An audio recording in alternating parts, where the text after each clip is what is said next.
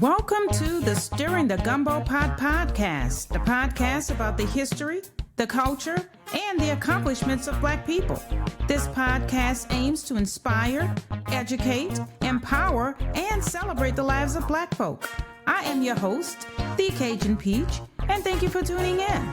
Now let's get this pot stirring. Hello, everyone. And thank you again for joining me on another podcast episode of Stirring the Gumbo Pot.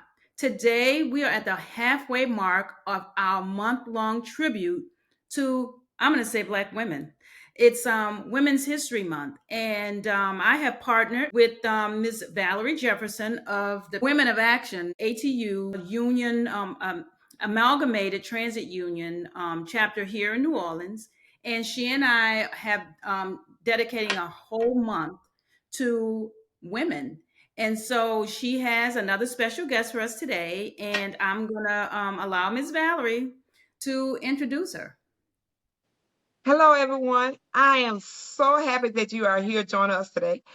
I am delighted. Oh, I am so excited. I say this every episode, right? But I am so excited today as well to introduce to everyone a COO. She's a Chief Officer of Operation of Bright Moments Marketing Company business in New Orleans, Louisiana. So I'm going to introduce to you Ms. Caryn Rogers-Battist. So Caryn, tell us all about yourself. Tell us about you. Hi, thank you, Cajun Peach. Thank you, Val, for allowing me this time to come before you this early afternoon or early evening.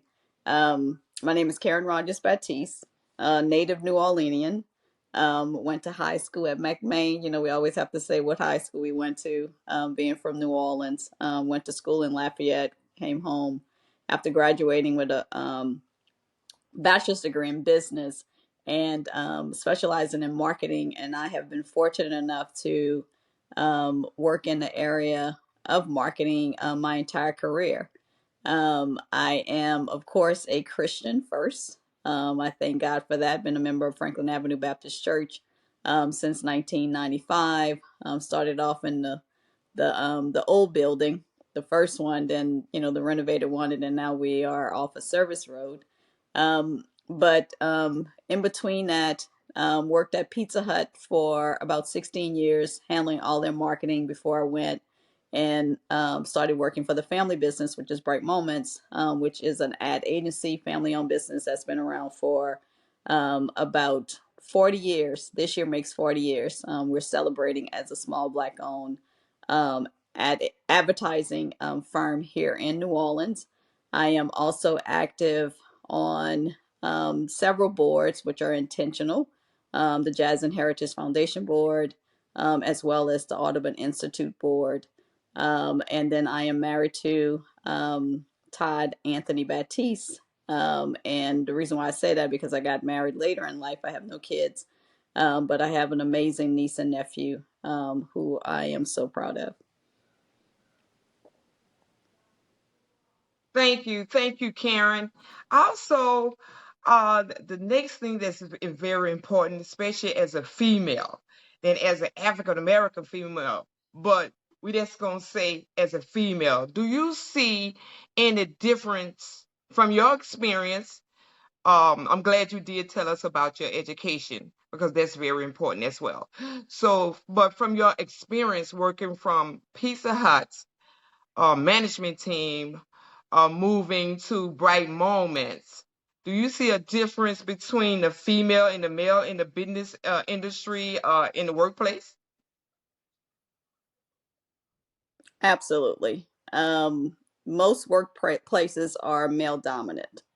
At Pizza Hut, it was male dominant. As a matter of fact, when I started, everybody that was on the executive committee, with the exception of maybe one person, were all male. The owner, the person that's over operations, your accountant, your marketing person, all were males, and 50%, in some cases majority, were white males.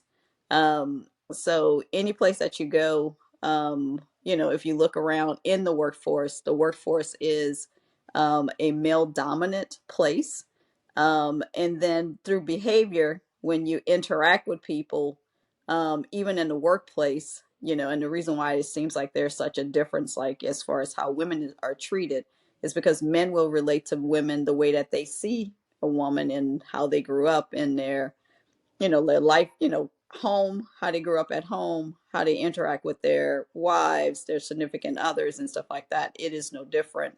So it's a harder climb, and in relationships, especially with your husband, it's hard to really be heard because of how they see us. So it's no different. I think it's challenging, especially as a Black woman in the workplace first, because not only you're not heard, but you're not seen, because we live in a society that's bent on color versus being a part of the human race. So that is always going to be a challenge, no matter where we go, no matter how high we get up, as long as we are African Americans in this world, in the way that we have been defined. It's hard for us to be heard. It's hard for us to be seen. And the louder we talk to try and get our point across, then everything starts to focus in on our emotions, and that's why we're called angry, aggressive, whatever other negative tone that can come that's affiliated with it. So there is a major difference in a male and female in the workforce, especially even in a position that is an executive position. I'll give you this one story right quick. So when I was at Pizza Hut, I think maybe 2 years into my job, I became marketing manager. They allowed me to have about 4 people under me. And then within 2 years later, I became marketing director. So the person that was the director at the time was somewhat upset because he was going to school for finance, but he wanted to do a dual role. He wanted to be over finance and he wanted to be over marketing. So when I was called to say, hey, you're going to take over all marketing, it was not an easy ride. And although this franchise owned company was Black owned, it still was not, an easy transition. He refused to give me any of the documents that I needed, no training. The way that things are, from an operation standpoint, in order for you to turn in any type of invoicing and stuff like that, you had to have a code system. I did not get anything. So the guy who was Simon Watson, bless his soul, he was over operations. He called me in his office one morning. He gave me everything that I needed, and then me and my team had to get in come to office at 7 a.m. to try and self-teach everything that I needed to know about the marketing, because I had a supervisor that refused to let me in on anything. And then I started calling the vendors, and the vendors would come in and literally teach me, what it is that I needed to know so that I can get my job done. So it's real. Whoa. Oh, wee. Yeah. So, well, that's going, you, when you was telling that story, had me think about another story. So, as um as a female, maybe just as an employee, it's best to have I'm gonna say, a good personality, a good attitude, a good background to make it in the business industry, such as do your groundwork, such as going to school or do your studies, get connected with the right people that's in your field. But as a female, do you think it's best for us as female to do the extra thing, to do the extra, go the extra mile? Like when someone tell us to read a chapter, we need to read the book. When someone tell us go an inch, we should go a yard. Someone tell us to go around a block, we should do 2 blocks. So can you give us any encouragement from your experience, just like you just did about that story? I'm glad you shared it because that was very encouraging. Um, that you letting us know that you right then you went the extra mile because you was willing to humble yourself and to learn. That's your Christian background, willing to learn for the betterment of the company and plus yourself. But can you give us some encouragement for the female, for the woman can go an extra mile to have this or her task be more productive? So what happens is, you know, in my relationship with Christ, everything that, for me and how I operate is giving God the glory. So whatever that looks like, through his guidance. So anything that I'm about to attempt, it could be the smallest project or the largest project. It's like I am going to him for guidance, wisdom, and discernment. Whatever that looks like, then it's more on him than it is on me. So, for that particular incident that I described, it was through wisdom. Okay, someone has given you the opportunity. I have opened this door. What are you going to do to sustain yourself and sustain the people that you're responsible with? I could have easily just complained and, came up with all kinds of, I don't have this, so that's why I can't get the work done. But in giving him the glory, because the fact that he gave me the opportunity, it's like, okay, wisdom set in and say, and God sent me a ram in the bush, which was the operation manager. He gave me the information that I needed so that I can go and teach myself, which luckily with my whatever training, for me it was my educational background, that's my training, taught me how to take simple things and build upon it. That's where all those projects come from, essays, presentations, you name it. When you're in college, those things help you and prepare you for this moment. So you could give me one little thing and I can build upon it, but it's not necessarily me going the extra mile. It's me doing whatever it is set before me. So whether the job is small, whether the job is big, whoever I'm working for, it's like giving him the glory and just putting my 100% into it. Um, and if that means that, and sometimes it may not necessarily appear to be, where I'm giving it my all, but I know I'm showing up and I'm showing up with God. So that's kind of like the difference. But but some people, whatever you do, never make something your idol and never make something your God. Because it's like, women feel like I got to do, this extra and stuff like that. It's like, no, you only do what God has planned for you to do. He's going to give you all the tools and the resources that you need to get the job done. And you have to rest in it. Because without that, that's where you get hit with worrying. You're over concerned about things. You start to stress out. High blood pressure. All those things become a part of it. I love the fact that Cajun Peach has a name. Cajun Peach. That right there is something that feels good. So if you got a name like Cajun Peach, you ain't gonna be frowning and oh woe is me. It automatically, it speaks to who you are. And that's what, your work should speaks to who you are. It should not define how you live. So Oh, Right. thank I you. agree. That's encouraging. Thank you. We really appreciate that. So on that note, we're gonna shift it just a little bit uh about personal and professional, right? So balance. Let's think about balance. So in your professional opinion, and think about your personal, your family, your friends, and your position as executive. You think uh, that we can handle as female, have both personal and a personal and a personal and a professional life, and be balanced about it. So give us your point of view yeah. about that. Okay. So everything in life is a season. Okay. So if you are first starting off, with your career, whatever path that you led, then that probably become your focus. And you're going to do everything that you can to get into the right space, during that time period, because that's your season and that's your focus. Then there comes a time whereas, okay, you're deciding that you want to have a family. For women, someone, court us and then, ask for our hand in marriage, so things starts to shift. So when those things start to shift, okay, then you have two things that you have to focus on. Both of them are important, but one is more important than the other because of the fact that it involves a commitment and a covenant that you made with that person, and with God. So, with that understanding, you have to say, okay, now this is where my focus is going to be. So therefore, with my work, there has to be a cutoff time. Physically, there has to be a cutoff time, and mentally, there has to be a cutoff time.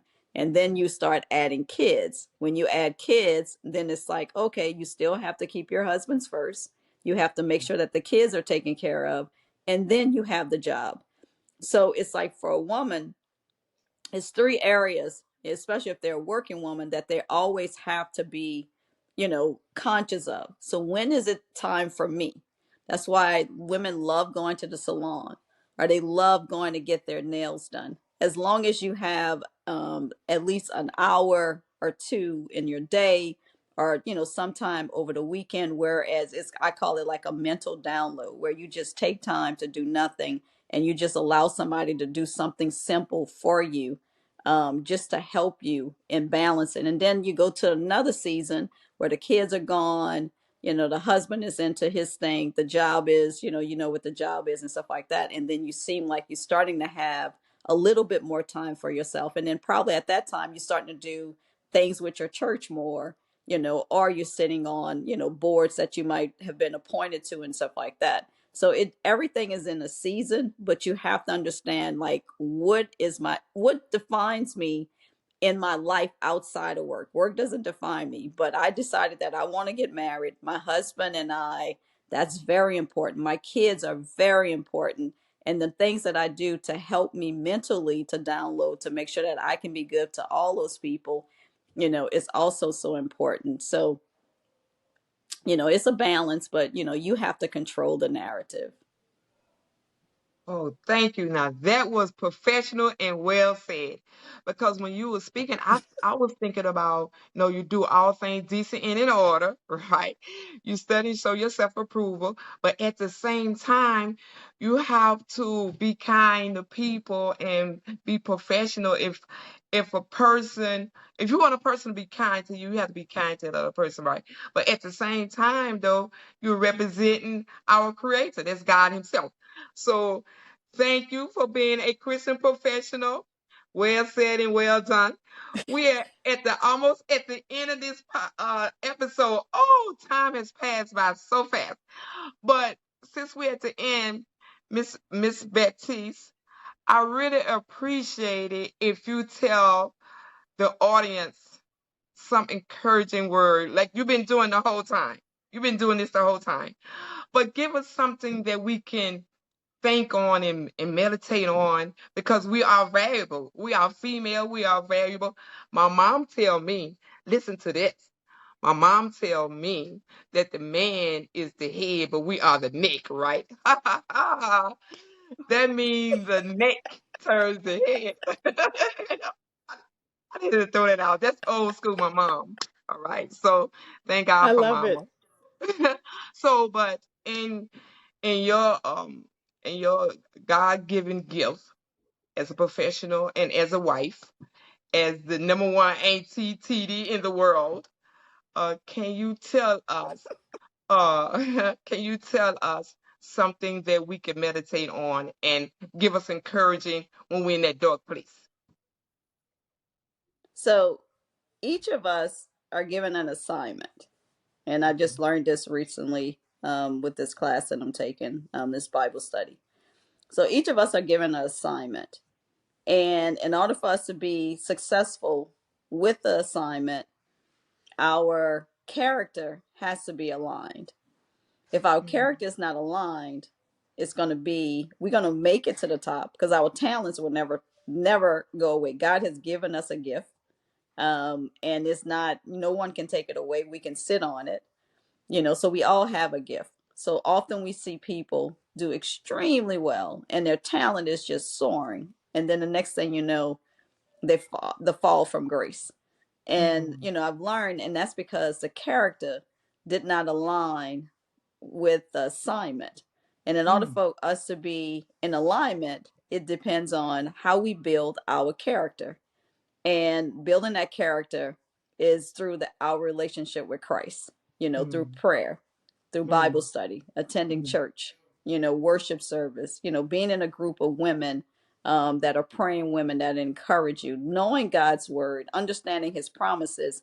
Because when you are given an assignment, and as we climb this ladder, especially women on a mission, it's not going to be easy. We already spoke about how, as a woman, we're not heard. And then as a Black woman, we're not seen. So we have all of those obstacles that's coming against us. If we're not strong in our character, we will never, ever complete the assignment that God has placed for us. Because once we have the character aligned with the assignment, there's nothing no one can do to stop the progress. And then once you complete that assignment, and then it's on to the next. But all of the character building is also a building of our faith.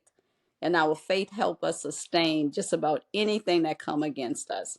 So if I'm standing here right now in this position, it has nothing to do with me. It has everything to do with the assignment that God has laid before me.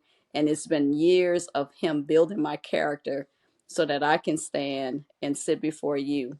And thank you for this opportunity. So. Thank you. Thank you. I want to turn it over to Miss Cajun Peach. But when she was telling us about that, giving us a last encouraging word, Miss Peach, it reminded me of when I look back at your first podcast, it reminded me of you telling us about your story as well. So I want to encourage everyone to go back and listen to Miss Cajun Peach's first episode and her second episode. She tells the story how she became Miss Cajun Peach podcast. So thank you for that. So I want to thank you again, Mrs. Caryn Rogers-Battist, for being our guest today.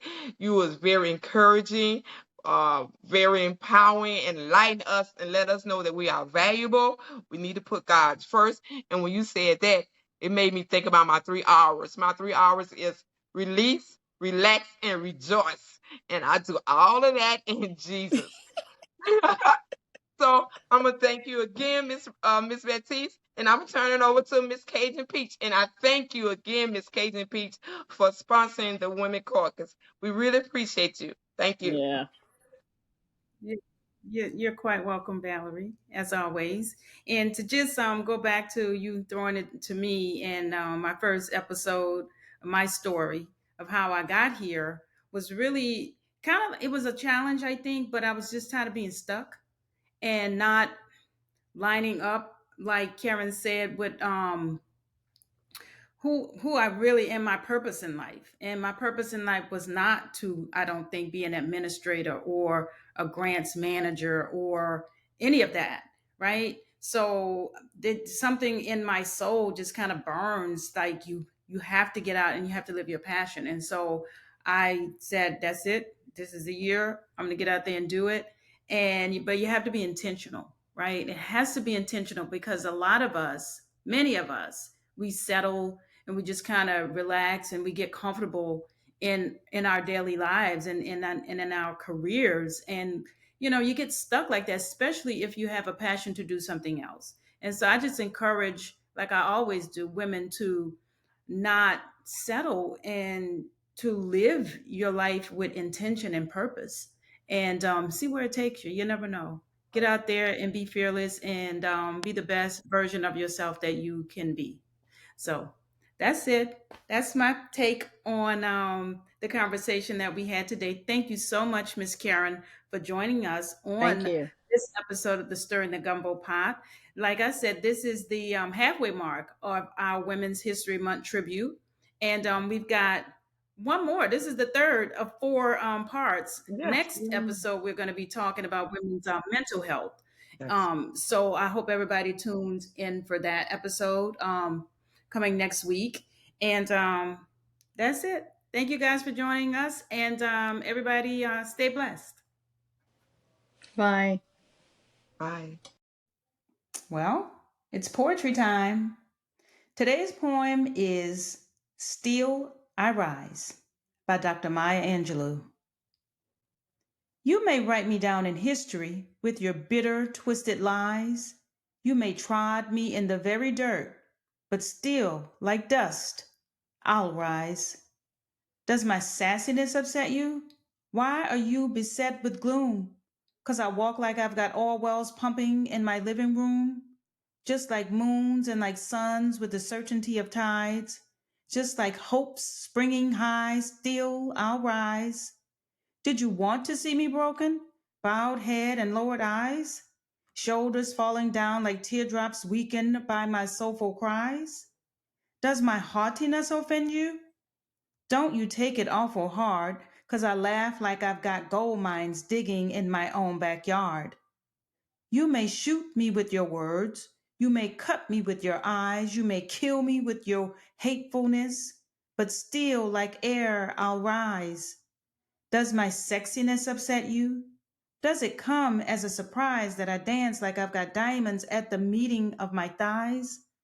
Out of the huts of history's shame, I rise. Up from a past that's rooted in pain, I rise. I'm a black ocean, leaping and wide, welling and swelling, I bear in the tide. Leaving behind nights of terror and fear, I rise. Into a daybreak that's wondrously clear, I rise, bringing the gifts that my ancestors gave. I am the dream and the hope of the slave. I rise. I rise. I rise.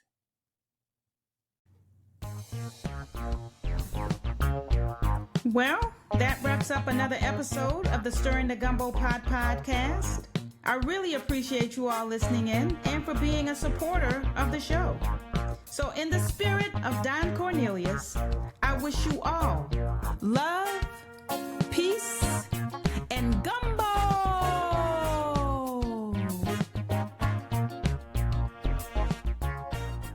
Too lit, who gon' check? You can tell me none.